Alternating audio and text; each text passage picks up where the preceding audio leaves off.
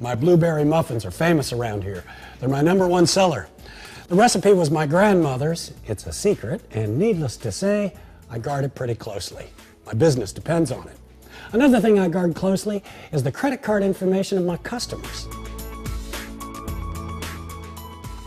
PCI DSS stands for Payment Card Industry Data Security Standard. It's a standard that helps business owners like us prevent credit card fraud, hacking, and other security threats. As business owners who accept credit cards, we have to be PCI DSS compliant. It's a mandate from the payment brands, and we have to validate that compliance at least once a year. Businesses that don't and that maintain a relationship with one or more of these card brands risk losing their ability to process credit cards. And there could be substantial fines and an audit. Even for small to mid-sized businesses, fines can be pretty significant. Here's an example. A restaurant recently compromised information on 20,000 Visa cards. This led to $800,000 worth of fraud.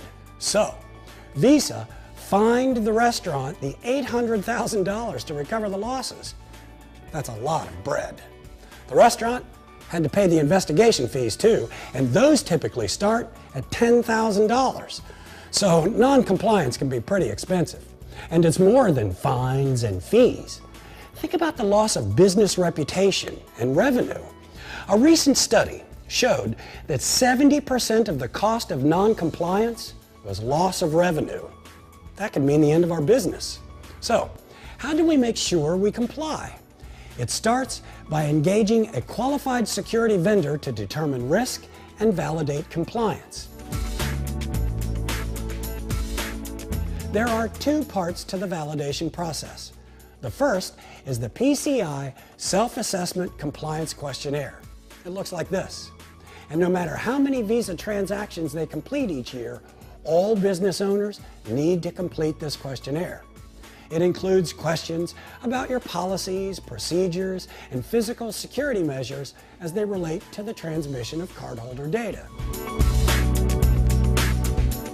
The second part of the process is the vulnerability scan.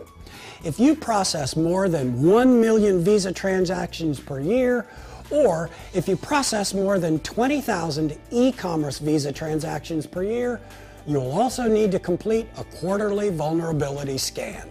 It checks your network to see if there are any weaknesses or gaps that could allow an unauthorized user to break into your network and steal cardholder data.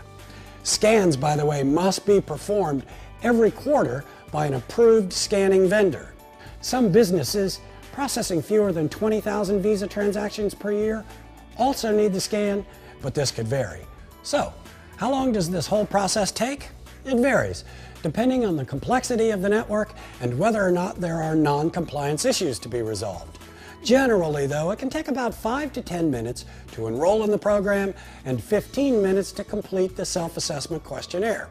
So in less than 30 minutes, you could be PCI compliant, which is about as long as these blueberry muffins will last.